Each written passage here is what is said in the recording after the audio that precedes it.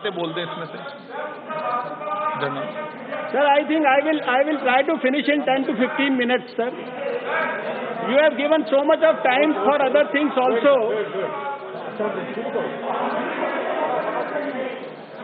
Many of the epidemiological parameters, such as mode of transmission, subclinical infection, period of viral shedding, role of immunity, etc., are still being researched. Once a person is exposed to the infection, the disease may develop any time between 1 to 14 days. The main symptoms of COVID are fever, cough, and difficulty in breathing. In our country, about 92% of the cases are reported to be having mild disease. In only about 5.8% of cases where oxygen therapy is required, and the disease may be severe enough to require intensive care, so only in about 1.7% cases. The increasing magnitude of this outbreak in India called for a preemptive, proactive, graded and whole of government, whole of society approach built around a comprehensive strategy to prevent infections, save lives and minimize impact. The Government of India undertook the COVID-19 challenge with the highest level of political commitment. The nationwide lockdown, a bold decision undertaken by the government, duly involving community, initiated as self-imposed Janata curfew as per the call given by the Honorable Prime Minister, is testimony to the fact that India has collectively stood up to manage COVID-19 and successfully blunted the aggressive progression of COVID.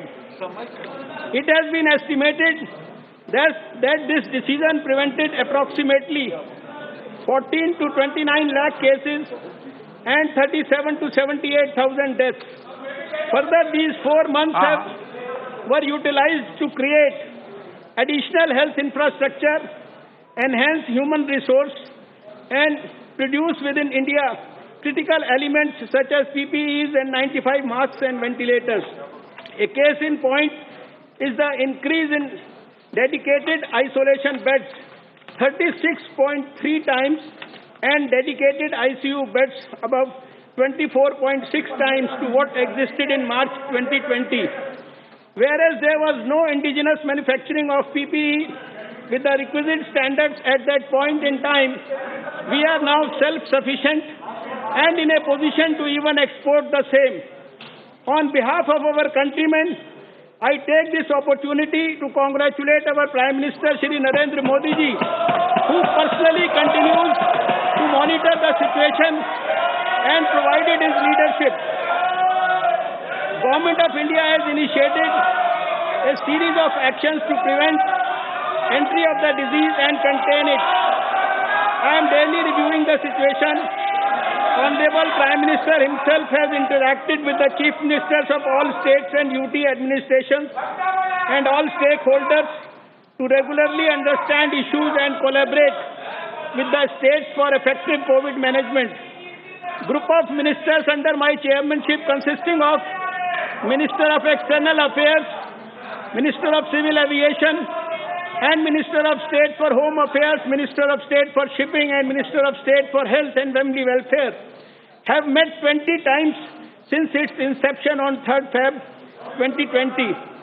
Committee of Secretaries under Cabinet Secretary has taken regular reviews with all related ministries of Health, Defence, Ministry of External Affairs, Civil Aviation, Home, Textiles, Pharma, Commerce, and other officials, including with the State Chief Secretaries.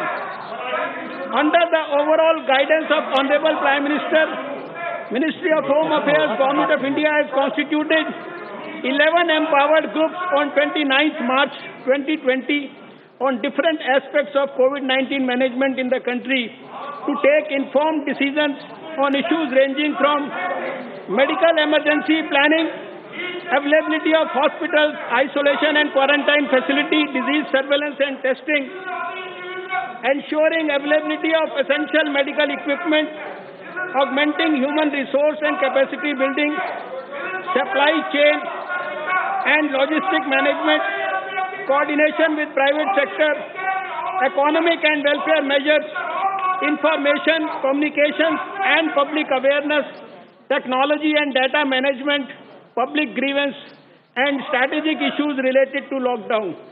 These groups have recently been restructured on 10th September based on the need and the evolving scenario.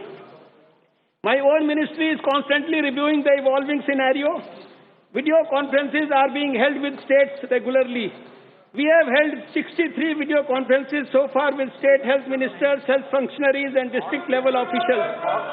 The joint monitoring group under the chairmanship of Director General Health Services, which advises the ministry on technical matters, has met 40 times till now to assess the risk, review the preparedness and response mechanisms and finalize technical guidelines. Government of India, based on its experience of successfully managing pandemics and epidemics in the past, provided the requisite strategy, plans and procedures to the state governments and UT administrations. This includes containment plans and guidelines on a wide range of subjects related to travel, behavioral, psychosocial health, surveillance, laboratory support, hospital infrastructure, clinical management, rational use of personal protective equipment, PPEs, etc., including inspirational guidance for healthcare personnel. Government of India has also taken several other measures to contain, suppress the transmission of COVID. First travel advisory was issued on 17th January 2020, and as situation evolved, the travel advisories were revised in a graded manner. Universal screening of passengers from all countries was introduced, and up to 23rd March 2020, till suspension of all commercial flights, a total of 14,154 flights with 15,24,266 passengers were screened at the airports. In addition to airports, about 16.31 lakh passengers were screened at land border crossings, and about 86,379 persons were screened at 12 major and 65 minor seaports. Presently, Government of India has advised no scheduled international commercial passenger aircraft be allowed to take off from any foreign airport for any airport in India from March 22, 2020, except under Vande Bharat mission on May 7, 2020, which aims to bring home stranded Indians in many countries due to COVID-19 pandemic. Temporary air travel arrangements, transport bubbles between India and 9 other mutually consenting countries aimed at restarting commercial passenger services have commenced. They are reciprocal in nature, meaning airlines from both countries enjoy similar benefits.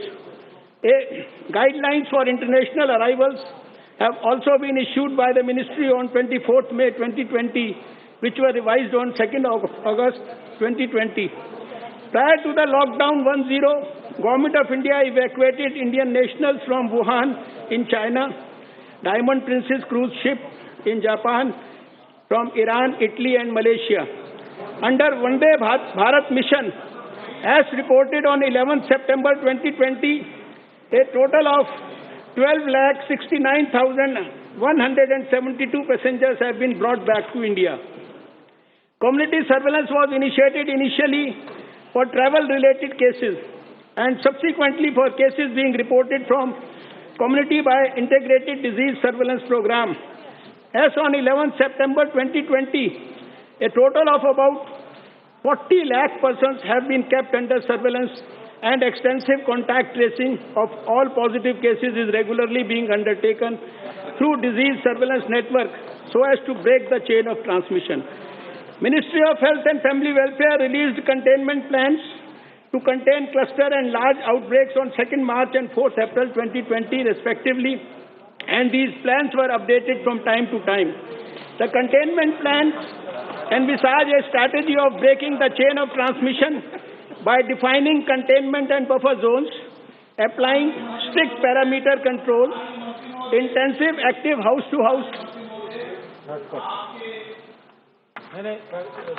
वक्तव्यों को सदन के पटल पर रख दिया मान लिया गया है। सहमत हैं? Item number 6 Shrimati Nirmala Sitharaman ji.